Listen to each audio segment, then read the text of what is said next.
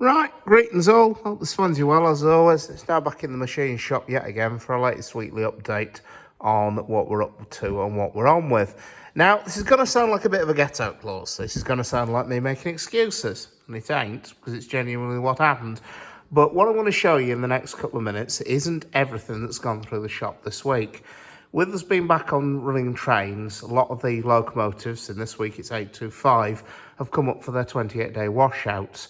And in that time, there's a lot of little bits and pieces on the engine that come into here and be fettled. So as well as what I'm going to show you is what's been going on, that I've actually got bits I can point a camera at, we've also on 825 had various bits and pieces that needed skimming or tweaking or adjusting. We've had a set of piston packings that needed regapping. We've had safety valves in to have the valve seat skimmed, relapped and reset, and one of the valves remachined. And so it's not just the work you see that we've actually got bits to point at. So there's actually quite a bit more been going on this week. But anyway, folks, the first job I can actually point a camera at is one of Mark Redmond's jobs. As you may remember, Mark's my apprentice. And the last time I pointed a camera at these pins, they were unfinished billets sat in a lathe. Mark's now got them finished. Now, these pins are for the buffers on the steam crane. The buffers are mounted onto the chassis in a way that they can be hinged outwards, a bit like a cupboard door. The idea of this is that the crane can be used in some circumstances to lift something where you need to get very close into the item you're lifting, and the difference between the length of the buffer sticking out from the end of the chassis and being folded back out of the way might be the difference between being able to pick that load up and not being able to pick it up. Now, as part of the work that's going on the crane, it was decided that these buffer pins, which had seized absolutely solid, were to be renewed. And as you can see, Mark set two, and as part of his apprenticeship made these pins. This is also the first job he did completely off his own bat, and I think you'll agree with me, ladies and gentlemen, he did a pretty nice job of them. They're lovely. So anyway, that's the first job that's gone through the shops. The other one is more ongoing rectification, and that's in the form of we're now moving on to some of the pins in the motion that need replacing. This again has been a job I've given to Mark. It's giving him a lot of very useful experience on lathe operations, using a DRO and turning to size accurately, which is something which is critically important, a very useful skill for what he'll be doing in here. Now, why are we replacing these pins? Well, here's the before. This pin is at the bottom of the middle expansion link. If you look at it closely, you can see it's quite badly pitted in the region where the bush runs. This pin normally sits in a jaw in one of the rods. That's why there's the two relatively undamaged portions where my thumb and finger are. And then it runs in a bush in the bottom of the expansion link in the portion of the pin in between. Now you see, first of all, that's quite badly pitted. That's where water's gone into the bush and corroded the pin. Second, you'll see there's quite an impressive step worn in the pin there. And so that's why we're replacing that pin. It's just due to the wear and damage that's occurred to it.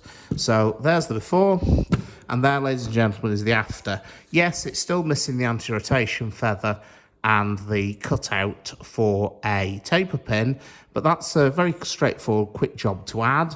It doesn't affect the function of the pin in any way, but it also means that we've now got a matching pin to promptly use as a gauge to machine a bush to. So the next job will be to machine the matching bush to go into the expansion link. And as I said, Mark's made that pin up, and again, another very nice job he's done. I think we can safely say he's got the hang of getting a decent finish on the N16. It's not just been that, he's been moving on to other ones as well. We've got another one here. This is the valve crosshead pin out of the left-hand combination lever, which had also worn quite an impressive step in it. And as we can see, Mark's turned up another example. The step on the end here, incidentally, is where a collar goes to retain the pin, and Mark in due course will also be replacing those collars as well. So that's another little job that's he's done, and done a very good job of, I must say. Brian, who's one of my regular volunteers, has been in. He's currently making up some bits for the Detroit lubricator off Repton. So we have these pieces here. This is actually the main fill plug for the lubricator. There's still a thread to be put onto the end here where my little finger is. This portion here on my thumb is to be milled square, and then there's also a smaller square to be milled on the other end where the hand wheel goes. He's also got to replicate this, which is the fitting that screws into. As you can see, over the years, it's lost its corners due to excessive use and abuse, so that's been repaired.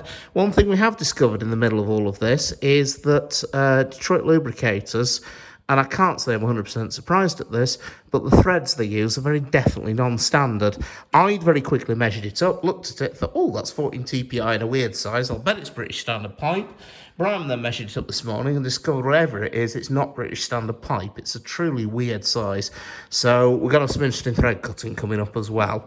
So I can see us going to make a few gauges up and whatnot for when that job comes in. Those two pieces, incidentally, are going to emerge from that redundant washout plug behind. So we're doing a bit of light recycling there as well. Okay.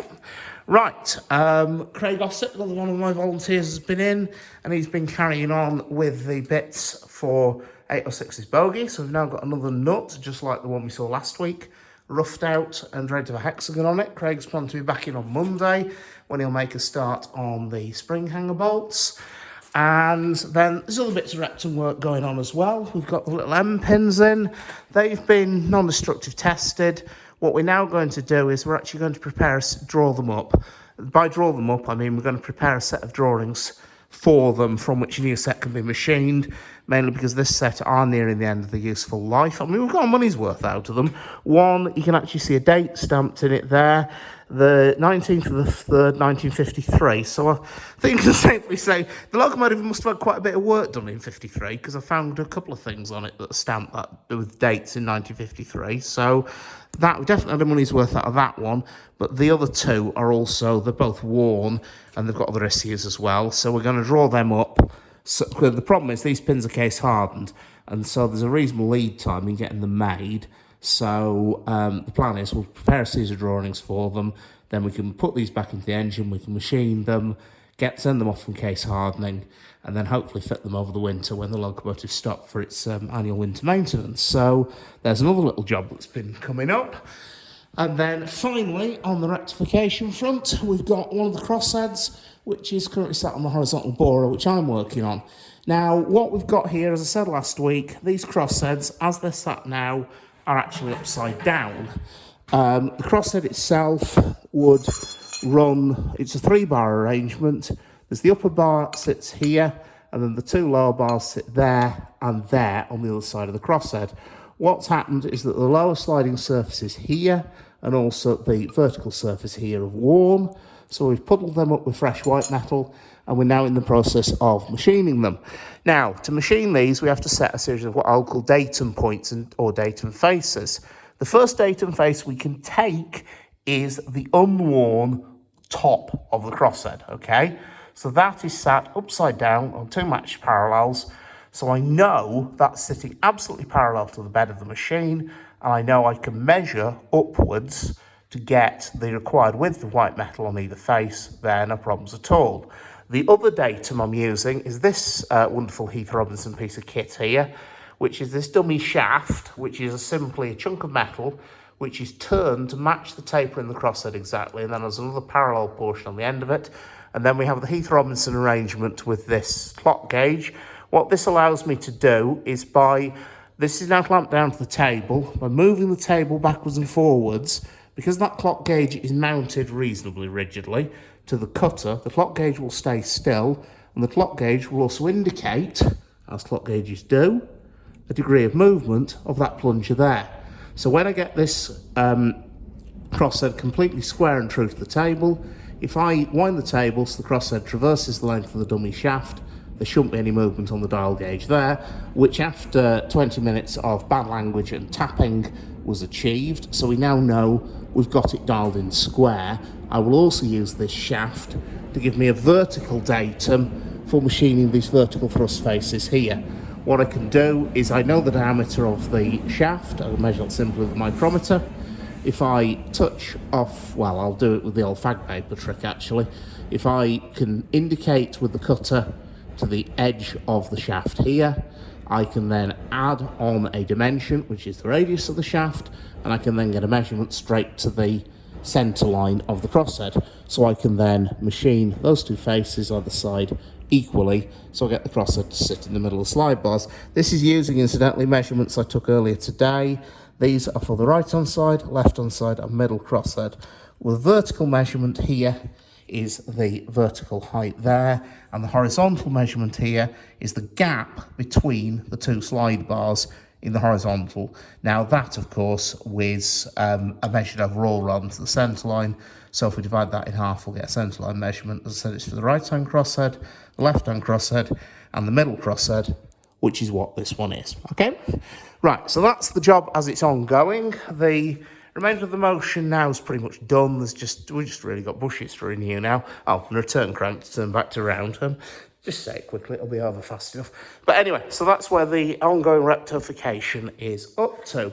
And as I said at the start of this video, there have been other things going on, but because they've gone out onto an engine which was being steam tested today, and I believe will be in traffic either tomorrow or over the weekend. Sorry, but I can't go and point a camera at them. Such is life.